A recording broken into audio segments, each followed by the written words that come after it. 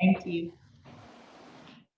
Our gospel passage is about the raising of Lazarus. Today's scripture will be provided by 4 readers from the Parkview Church family in order of their appearance in the story. Jonathan will serve as narrator of the story. Haruko will be Martha, Lazarus' sister. Donna will be Mary, Lazarus' other sister. And Titus will be Jesus. Stay tuned. We'll hear from them soon. Lazarus and his 2 sisters lived in a town called Bethany that was just a couple miles outside of Jerusalem. According to John's gospel, they were some of Jesus' best friends. He used to drop in on them whenever he was in the neighborhood. When Jesus made his entry into Jerusalem on what we now call Palm Sunday, Bethany was where he'd been the day before. And after he rode the donkey into town that day and was cheered on by the palm branch waving crowd, and had a falafel and took a look around, Jesus left Jerusalem and went back out to Bethany. But listen to the story of what happened a few months earlier, when the events of Holy Week were still ways off in the distance.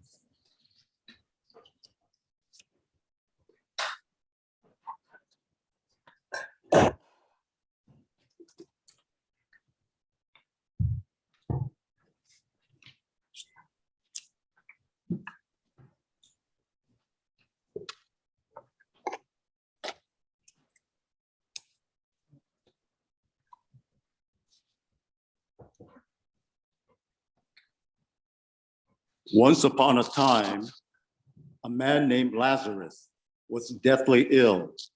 Lazarus lived in Bethany with his sister, Mary and Martha. So the 2 sisters sent word to Jesus. Lord, your dear friend is sick.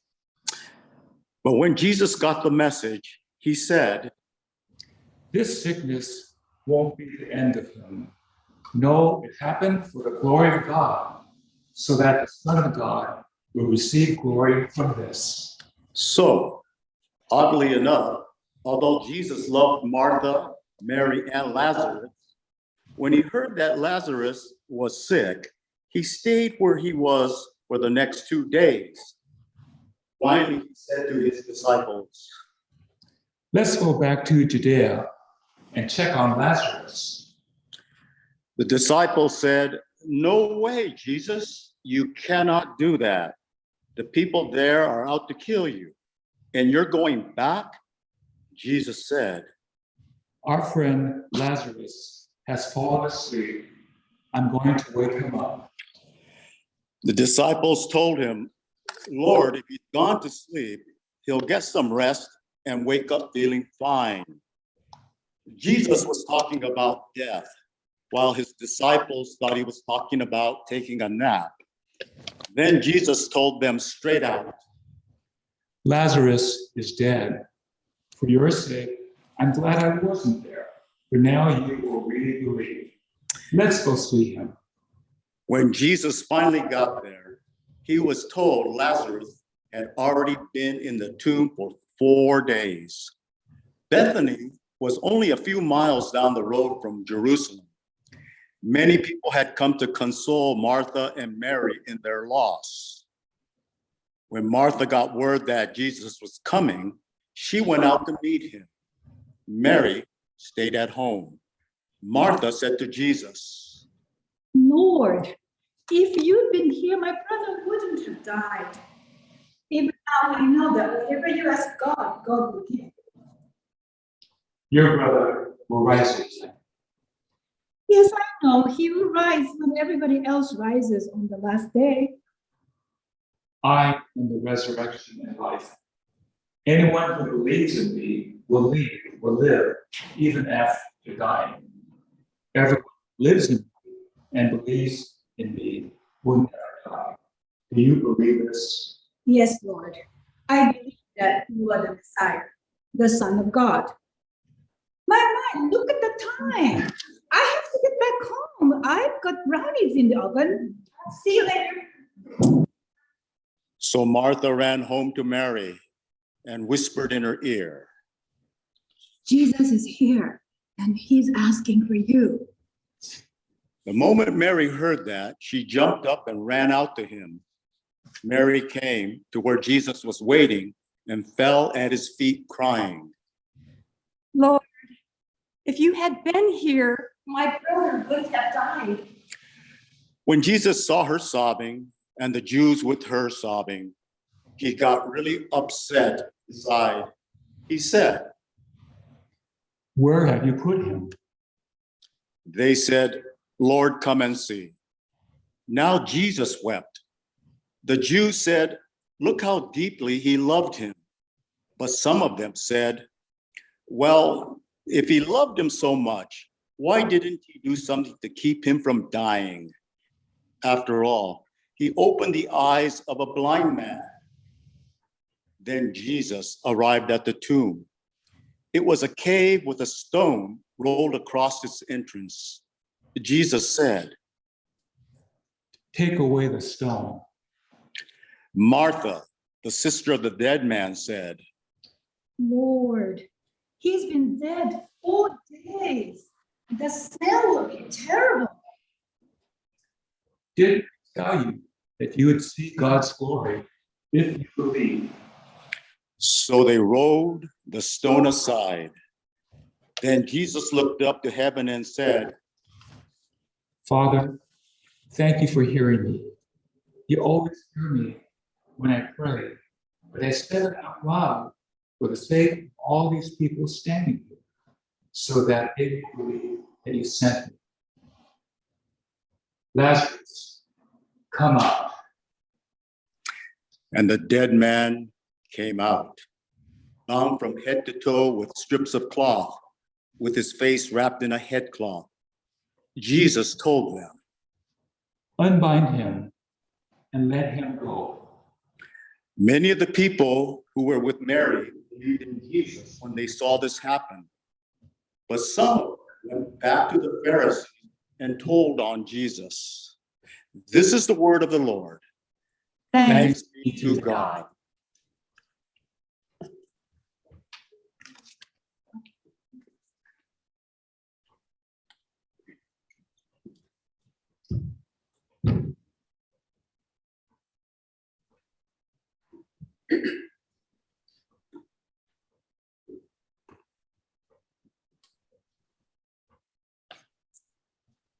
It was wintertime and Lazarus was sick.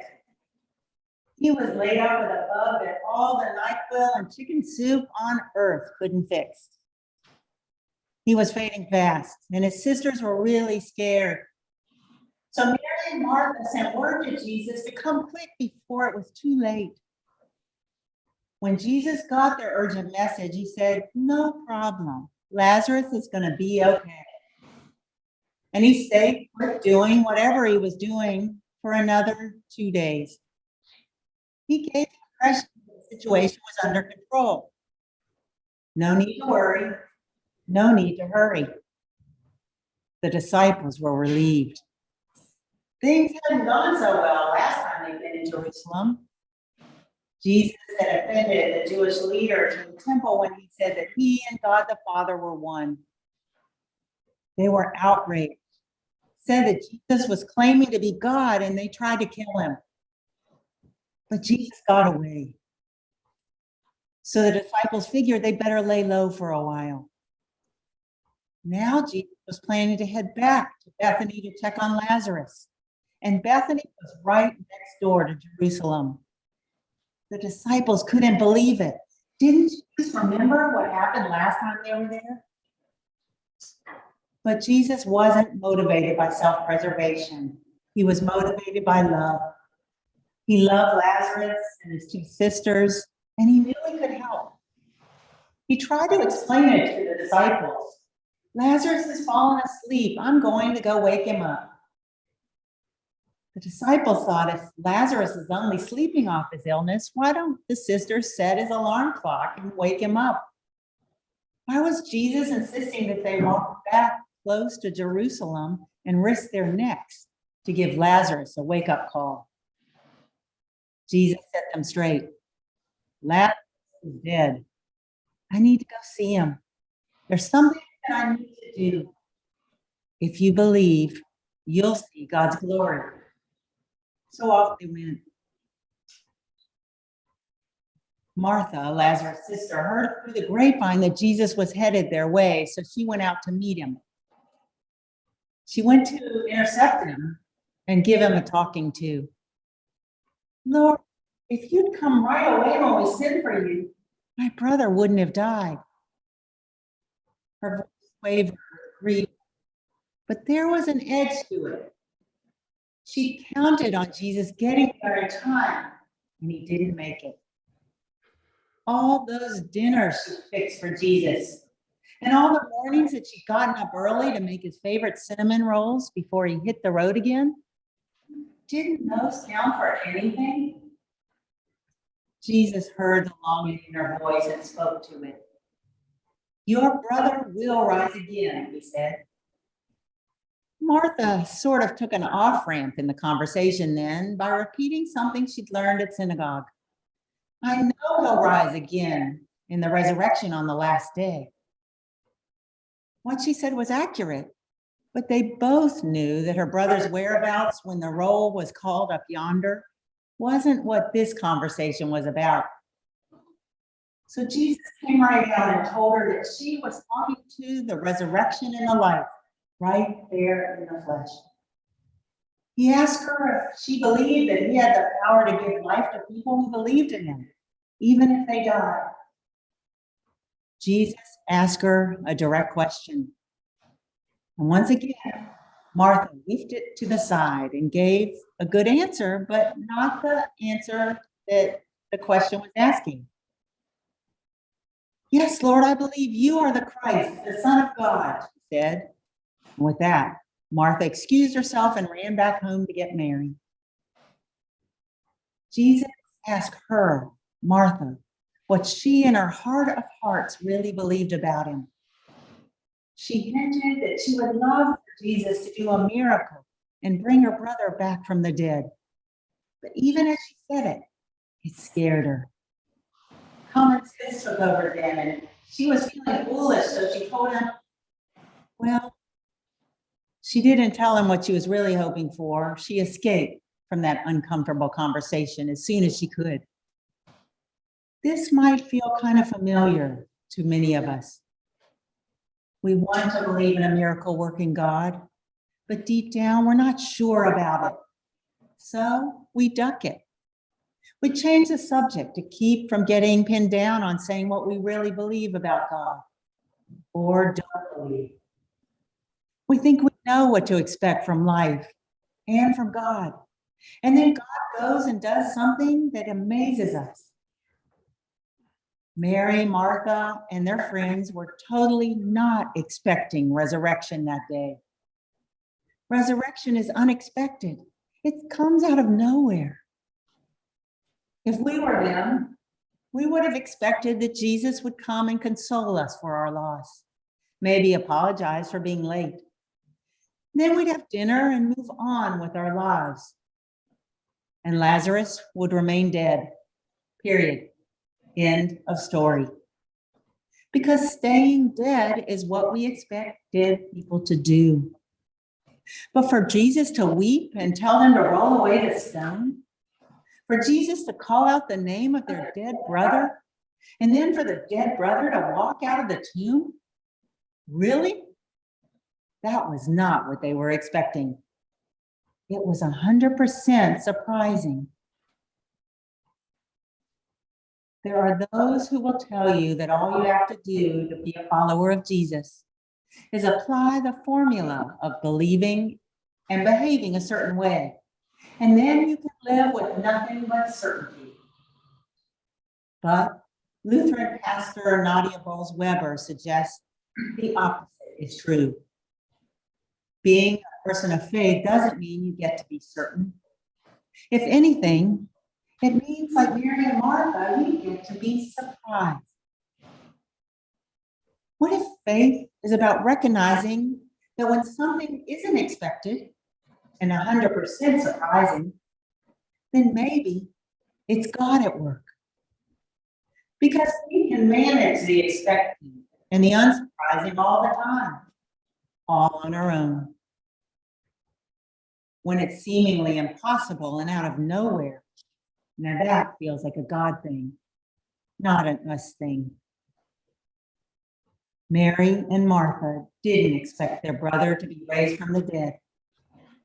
And Lazarus probably didn't expect it either.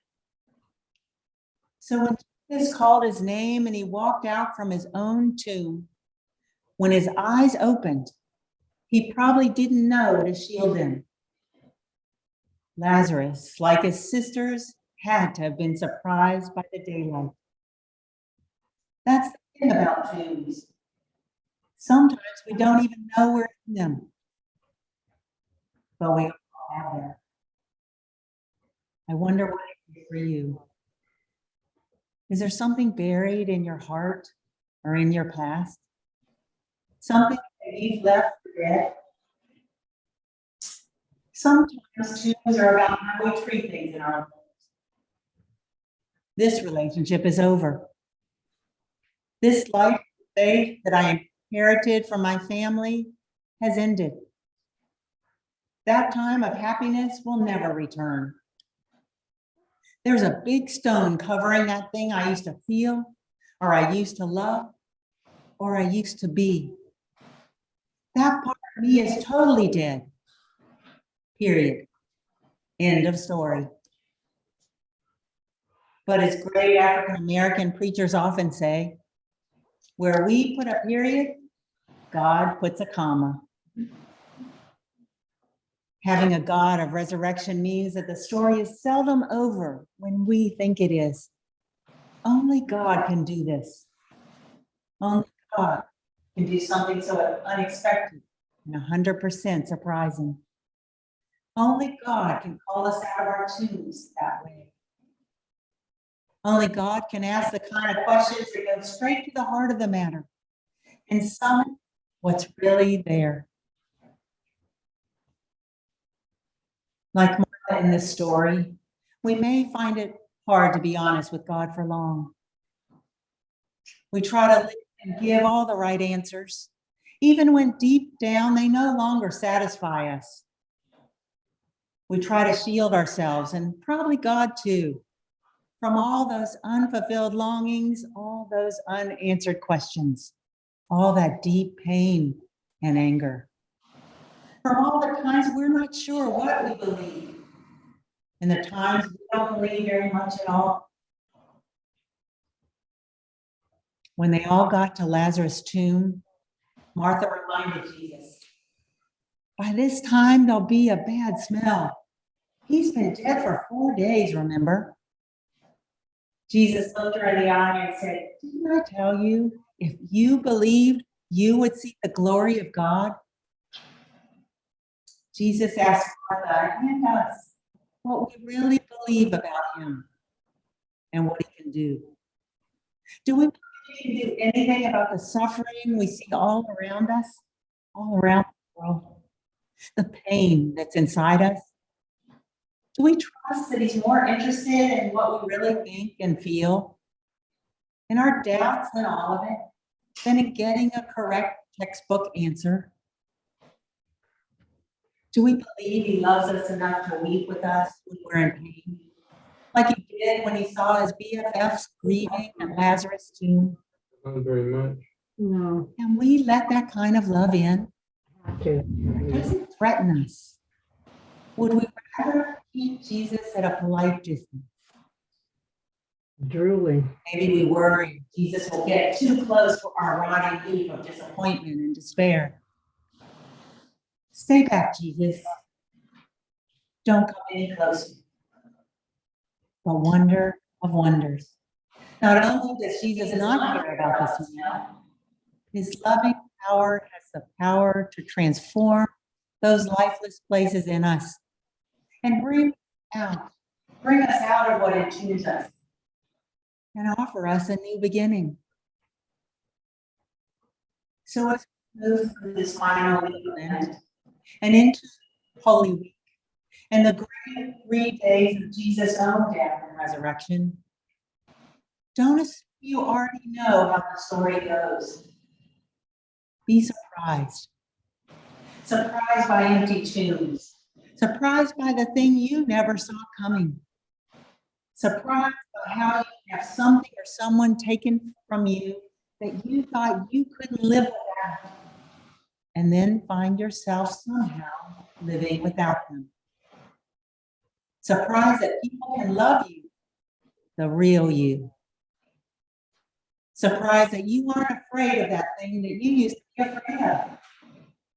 Surprised that maybe you can have a relationship with your body that isn't adversarial anymore. Surprised that a relationship you thought was dead isn't. Surprised at empty tombs and dawning possibilities. For this is how the God of resurrection is wanting to be known all around us. It's happening everywhere.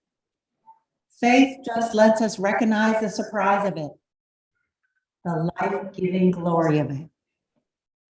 Thanks be to God. Amen.